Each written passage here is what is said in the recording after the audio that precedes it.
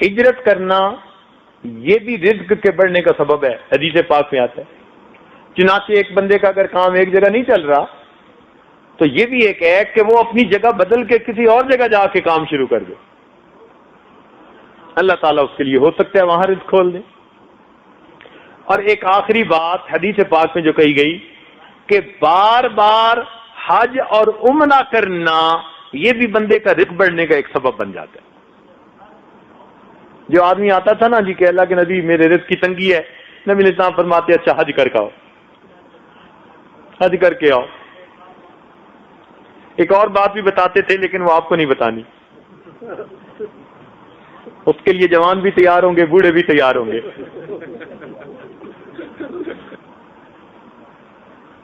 تو اگر یہ چند اعمال اپنائے جائیں تو ان اعمال سے انسان کے رزق کے اندر برکت آ جاتی ہے۔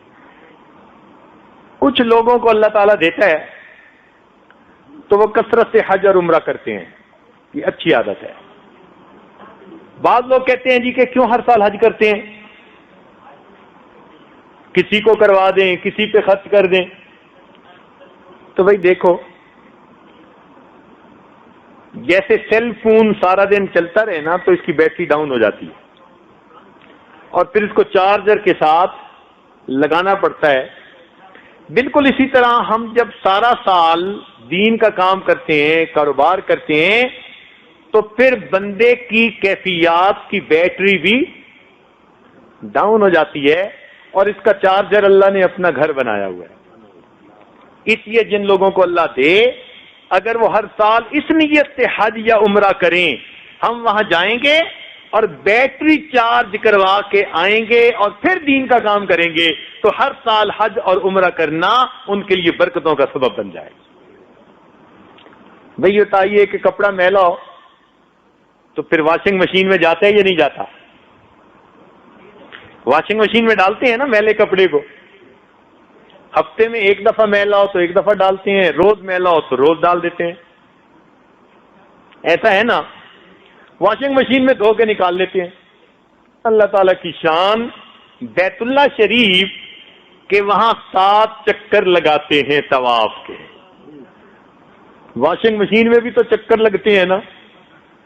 ایسے ہی مجھے تو لگتا ہے کہ جو آدمی اپنے میلے دلوں کے ساتھ اللہ کے گھر جاتا ہے وہ دلوں کے دھونے کی واشنگ مشین ہے، اللہ 7 طواف کے چکر لگا کر دھو کے نکال دیتے ہیں۔ اس کی دعائیں کرنی چاہیے، اللہ رب العزت سے مانگنا چاہیے۔ اور ویسے بھی جن کو اللہ دے وہ ہر سال حج کریں، کیوں؟ اب حالات ایسے ہیں، کیا پتا کون سا حج ایسا ہو جس میں اللہ کے مقبول بندے دنیا میں ظاہر ہو جائیں، تو اس نیت سے حج کرے گا تو اور دگنا ثواب مل جائے گا۔ اعمال صالحہ کا ایک فائدہ کہ اللہ تعالیٰ برکتیں عطا فرما دیتے ہیں، صرف رزق میں نہیں، ہر چیز میں برکت، صحت میں برکت، عمر میں برکت، وقت میں برکت، عقل سمجھ میں برکت، اولاد میں برکت، دین میں برکت، عزت میں برکت، ہر چیز میں اللہ تعالیٰ برکتیں عطا فرما دیتے ہیں۔ چنانچہ ارشاد فرمایا وَلَوْ أَنَّ أَهْلَ الْقُرَىٰ آمَنُوا وَاتَّقَوْا، قرآن عظیم الشان، دیکھو اللہ کا کلام کیسا۔ اللہ تعالیٰ فرماتے ہیں اگر یہ بستی دیسوں والے ایمان لاتے، تقوی کو اختیار کرتے، لَفَتَحْنَا عَلَيْهِمْ بَرَكَاتٍ مِّنَ السَّمَاءِ وَالْأَرْضِ، ہم آسمان زمین سے برکتوں کے دروازے ان پر کھول دیتے۔ اللہ تعالیٰ برکتوں کے دروازے پھر کھول دیتے ہیں۔ وقت میں برکت ہو جاتی ہے، تھوڑے وقت میں زیادہ کام سمیٹ لیتا ہے۔ آپ نے دیکھا نا کچھ لوگوں کو، وہ کہتے ہیں یار سارا دن بھاگتے رہتے ہیں، کام سمٹتے نہیں ہیں، ہوتے ہوتے کام رہ جاتا ہے،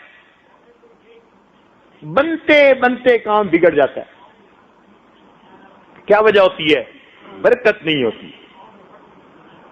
اور جن کو اللہ تعالیٰ مہربانی کر کے برکت دے دیتا ہے، تھوڑے وقت میں اللہ تعالیٰ ان کے زیادہ کاموں کو سمیٹ دیتا۔ اب دیکھیے ایک بزرگ تھے، وہ کتاب لکھتے تھے، جب فوت ہوئے تو ان کے کتابوں کے جو صفحے تھے ان کی تعداد گنی گئی اور زندگی کے جو دن تھے ان کی تعداد گنی گئی، ہر دن میں 20 صفحے کتاب کے لکھنے ان کے نکلے۔ اب 20 صفحے تو ہم روز پڑھتے نہیں ہیں، 20 صفحے تو ہم پڑھتے نہیں ہیں، اور اگر اس میں سے ان کے پہلے 15 سے 20 سال تعلیم کے نکال دیے جائیں تو یہ 20 کی بجائے بھی 40 بن جائیں گے۔ تو 40 صفحے نئی کتاب کے روز لکھ دینا، اس کا مطلب ہے کئی دن ایسے بھی ہوں گے جب نہیں لکھ سکے ہوں گے، صحت بھی، بیماری بھی، سردی بھی، گرمی بھی، وطن میں بھی، مسافری بھی، 100 قسم کی باتیں ہیں۔ تو اس کا مطلب ہے کہ کبھی اگر نہیں لکھتے ہوں گے تو کسی دن میں 50، 60، 100 بھی لکھتے ہوں گے۔ اللہ تیری شان، ایسا اللہ نے وقت میں برکت عطا فرما دی، تھوڑے وقت میں زیادہ کام کر گئے۔ جیسے نبی علیہ الصلوۃ والسلام کی زندگی میں برکت 10 سال کا تھوڑا سا عرصہ تھا جس میں اللہ رب العزت نے اسلام کو پوری دنیا میں پھیلانے کی توفیق عطا فرما دی۔